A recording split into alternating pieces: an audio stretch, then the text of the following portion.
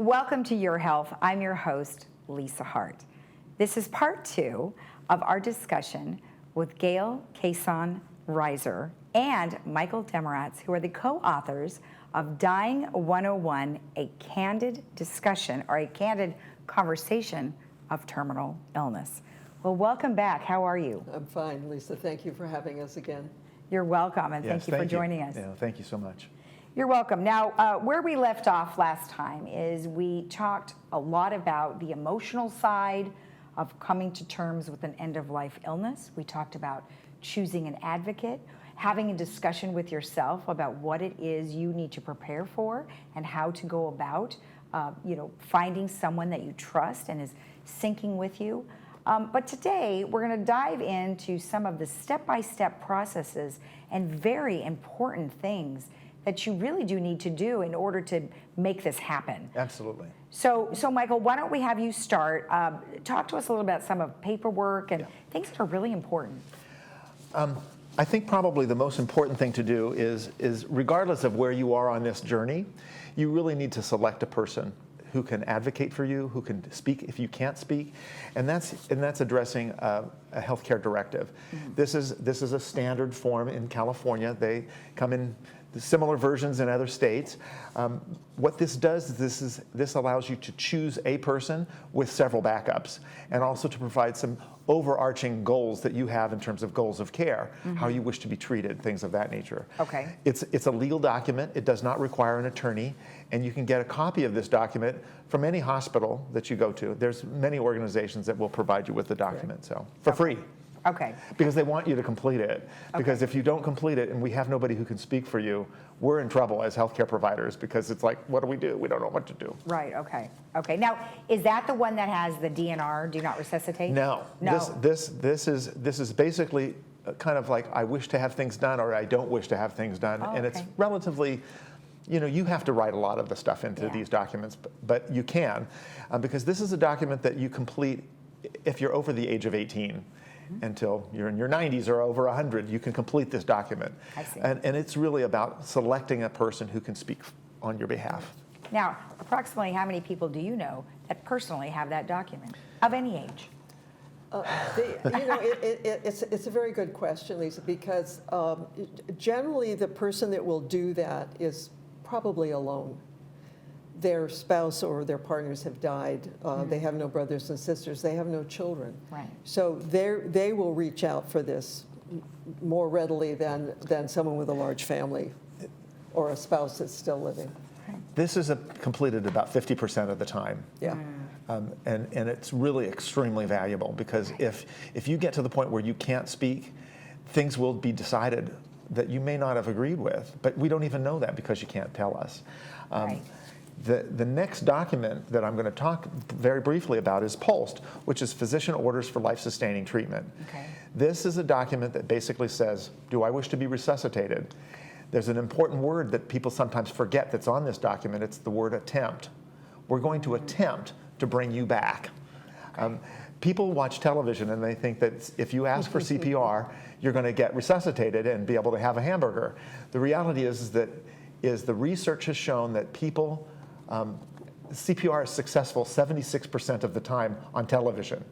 In reality, it's less than 1%.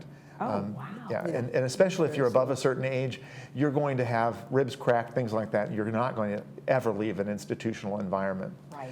The second section is about the intensity of care that you wish, and we're going to talk a little bit about some of the things that you can add to this document that can actually reinforce your wishes. Okay. The third section is really about artificial nutrition and hydration. Those are very important, because you may get to the point where you cannot eat by mouth, and there's going to be some very difficult conversations about placing a feeding tube or doing something similar. Mm-hmm. So this is a document that is medical order, and it literally, if you have completed this with a physician signing it, it is everybody's obligation to follow the orders. Okay. And this is probably the best document that you can, that if you are already very ill, this is the best document for you to complete. Mm-hmm. All right, so regarding both of these documents, the thing that comes to mind is, I've even said to myself, or I say, to others, I say, well, if I get to that point, I'm a goner. I don't want to do it anymore, right? Well, that's great because I said it verbally, but I never wrote it down. I never put it in words like you're advising everyone to do. But you said 50% of us don't do it. No. Yes. So at what point that even a doctor would step in and go, hey, have you had your directives done? I mean, is that No, something the that even the happens? physician will not do that. You know, the challenge is that these are long conversations and that they're not either not prepared for. They're not prepared for your reaction, for one thing, but I do this all the time, and I say, you know, it's very important that we complete this because your wishes are going to be upheld if you complete this. When you're in a conversation with someone who is ill and they say, I just want to go to sleep and not wake up, or I want to kill myself. You get one or two extremes, and what they want, it's an emotional reaction, and they want to talk. So at least by having the documents completed, you've got a step towards things that will or won't be done to you. Right. So when we talked last time, you had mentioned that when the person who is ill tries to have the conversation with whoever it is that they're going to be choosing as their advocate, they get pushback. Oh, you're not going to die, or whatever. However, if the person in which would like to be the advocate or a family member brings these documents to that individual, don't you think the individual has a similar reaction? Oh, I'm not going to die. Well, they don't. No. They Please do explain not. why they don't. Because they're relieved. They're asking you to do more for you than just talk. They're asking you to take action on their behalf. That was part of the making sure that the person you choose is not damaged. Right. So by that individual coming to you and saying, would you please fill out these documents, Patience. put your arms around them and give them a hug and a kiss. Well, that's what I'm trying to establish, yeah. because I wouldn't want that individual, like let's just say, for instance, the people who are watching this show, it may not be the person who has been contracted with a terminal illness. It might be the brother or the sister of somebody that's like that, but maybe they've never had that conversation. Yeah. So the individual will go to them with these documents going, you know, I was watching this show and I really think it's important that you fill these out. I wondered if the person who was the ill person would be the one that would be like, oh no, I'm not going to have this conversation. People in general think about this stuff, and the time that they think about it is 3 o'clock in the morning when they can't sleep, and they realize, oh my God, I'm at the end of my life, or at least I perceived myself to be in the last chapter. Let's be a little broader than that. Because if you divide our lives in thirds, I'm already in the last third. And I'm a youngish person, but I have these completed because I want to make sure that my wishes are upheld. Yes. And I want to make the point, these have nothing to do with your finances. Absolutely. It has nothing to do with your things. Yep. Okay, this has to do with your body and your being. Okay. That's important to say. Exactly. Because a lot of times people think, oh, they just want my money. Yeah. Well, in reality, we just want to make sure that you're cared for in the manner that you wish to be cared for. You see, and that 3 o'clock in the morning is the conversation you're having with yourself. That's the internal conversation that's going on all the time. Exactly. And you're hoping that somebody will please listen to you. Okay. You're hoping that you can sit with someone else who is having a similar experience and be able to be honest. Just one thing about Yes. physicians. When this is already started in the hospital by very well-meaning healthcare providers are helping with this process, your primary care physician is going to be thrilled. Yeah. Because someone had the long conversation. What we refer to this is documenting or memorializing a rich conversation that was held between you, your physician, and your healthcare providers, so that people recognize, well, they thought about this stuff. They recognized that they needed these kind of things to be put in place, and they went in through and documented it. Okay. The other experience is that the family members, you see, they're advocating for you to live, where you as the patient have already transitioned to the position that I'm surrendering, I'm going to die. They are still fighting for you. You haven't given up. You've just accepted the inevitable. You grieve through the entire process. The family cannot grieve until you've died. Right. So you're in conflict.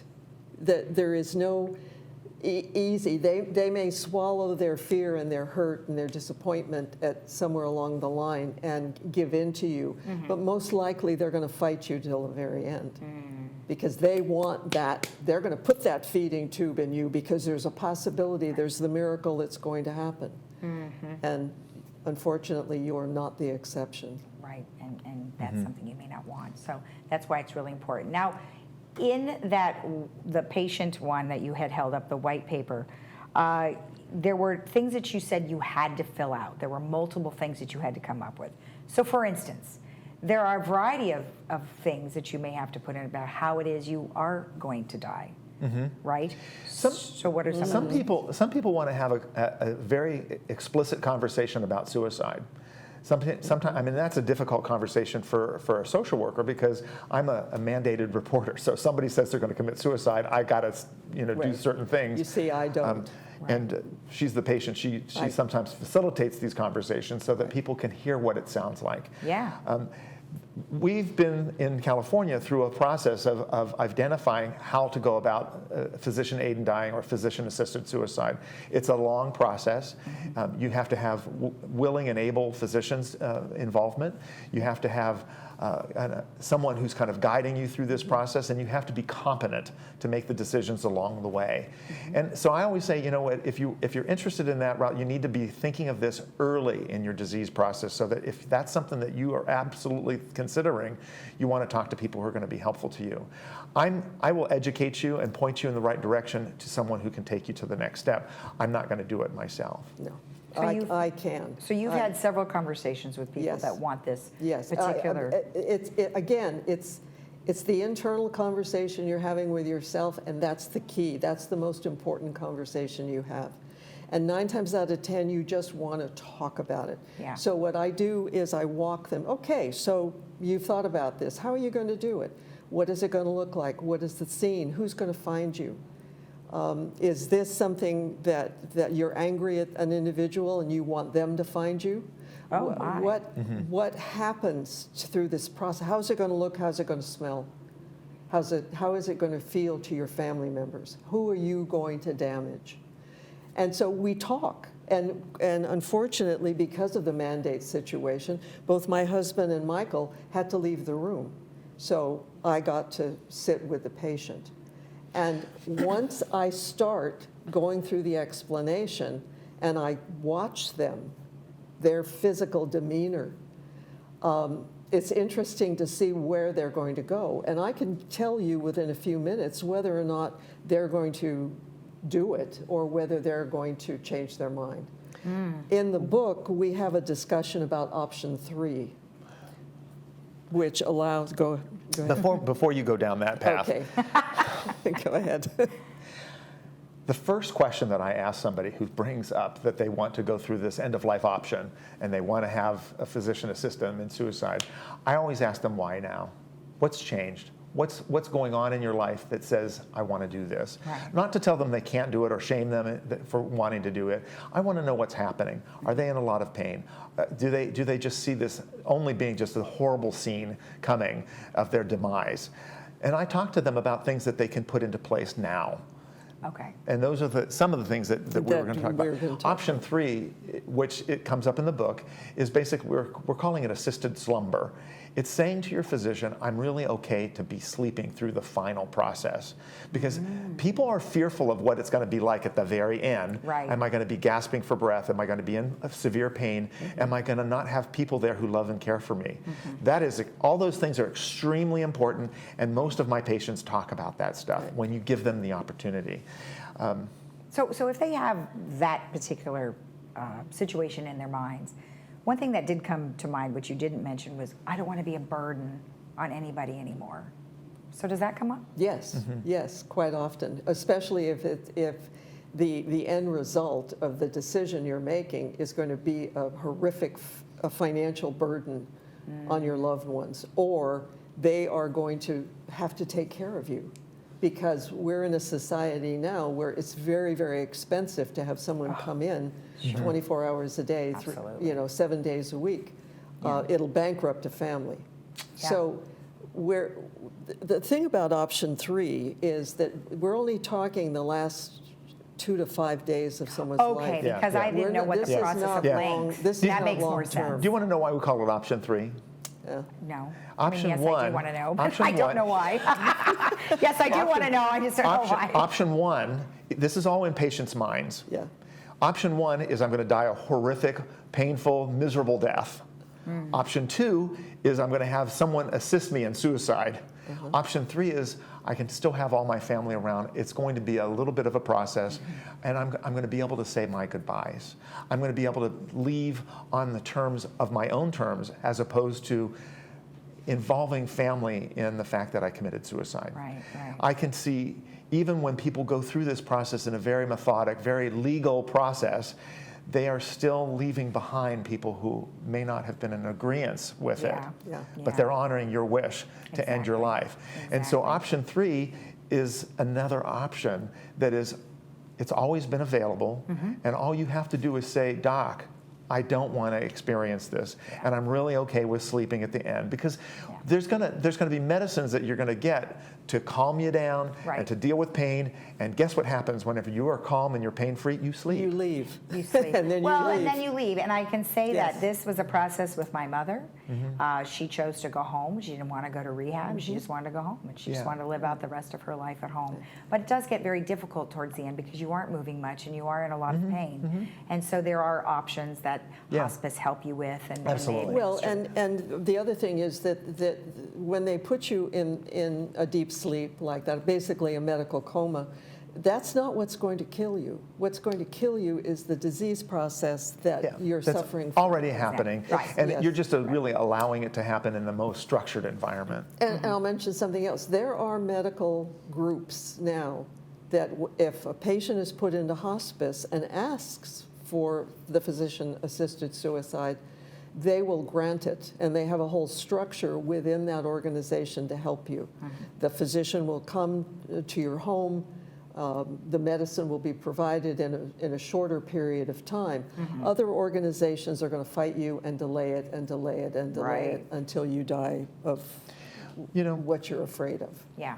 I think everything that we've talked about really hinges upon having good conversations. And there's one more thing that I want to make sure that, having these conversations with your physician are really helpful, having them with your family members so that you've discussed it.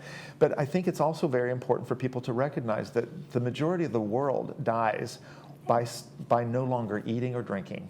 And that is something that at the very end of your life, you're not going to eat or drink. And so we want to caution people that if you don't say to people, I'm okay with that, there's the chance that they're going to have a feeding tube placed.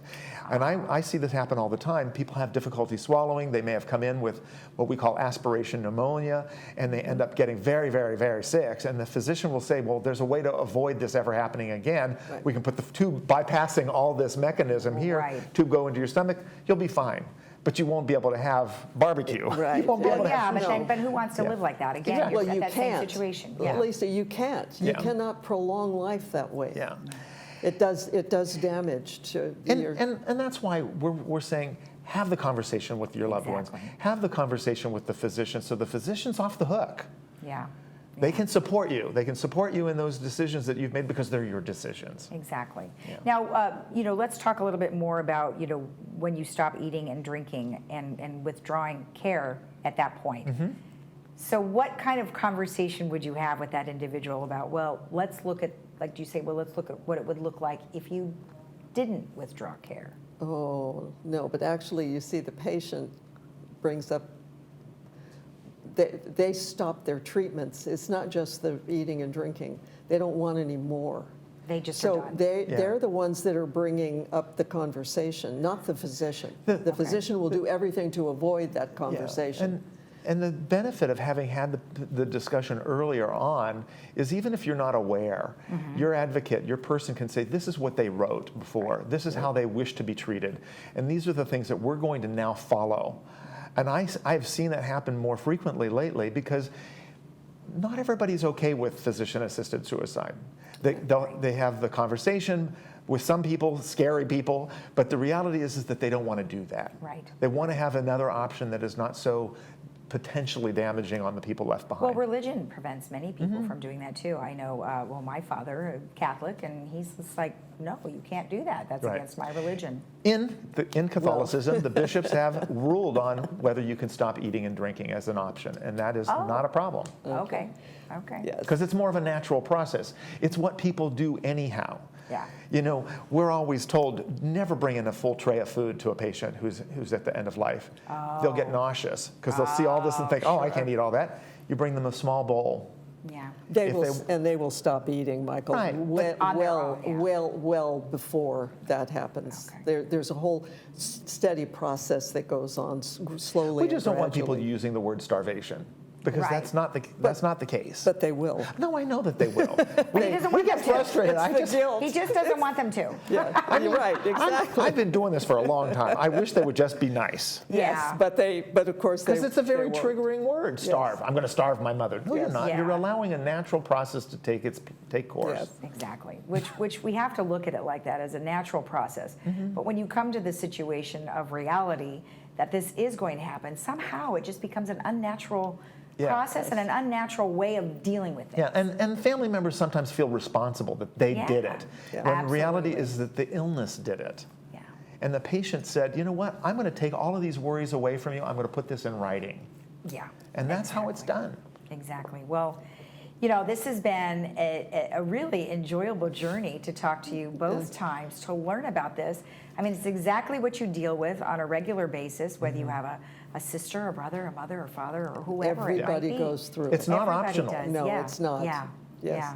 Well, and just in closing, what are just a couple of things that you would like to Well, make sure everybody knows? As far as the community here is concerned, if some of the clubs are interested in having Michael and I come and do presentations to talk further about these issues, we can be reached, and we would love to. Yeah. Particularly because this family that has been created for you Yeah. is wonderful, and they've got great questions, and we would also gladly run support groups if they would be fantastic. interested in that. Oh, absolutely. Now, the information that they have on the screen is where they can get in touch with you. Of course, the Yes. Yes. website is michaelandgail.com, and they can learn about your Yeah. blogs that you have Correct. and see videos and a variety of other things. And then, of course, they've got your phone number and email on the screen. So, There's a lot of fun stuff out there. I mean, Gail and I have a great time. Yes, we do. well, they have We're- you have a good sense of yeah, humor, which yeah. you know sometimes you have to, Yeah. especially when you're dealing with something so serious. You find yourself getting very irreverent and telling raunchy jokes and doing all kinds of things because you can't hold the tension. Right. You know, after you've had a good cry a couple of times, Time to have a good laugh. Yeah. You have to have a good laugh. I agree. You know, I can't thank you enough for including us in showing and sharing this conversation with the folks here in Laguna Woods. They need to have the conversation Exactly. because it's going to be about what they want. And so this is a gift to people in terms of making sure that you get what you want. Yep, I love it. Well, thank you so much. I Thank appreciate you, you taking Lisa. the time. Thank you. Absolutely. And remember that the book is called Dying 101, and it is a candid conversation on terminal illness. But of course, it is a step-by-step book of all the things that you need to know about what it's like to be at end of life. Thank you for watching Your Health. My name is Lisa Hart, and please join us next time as we discover more about your health.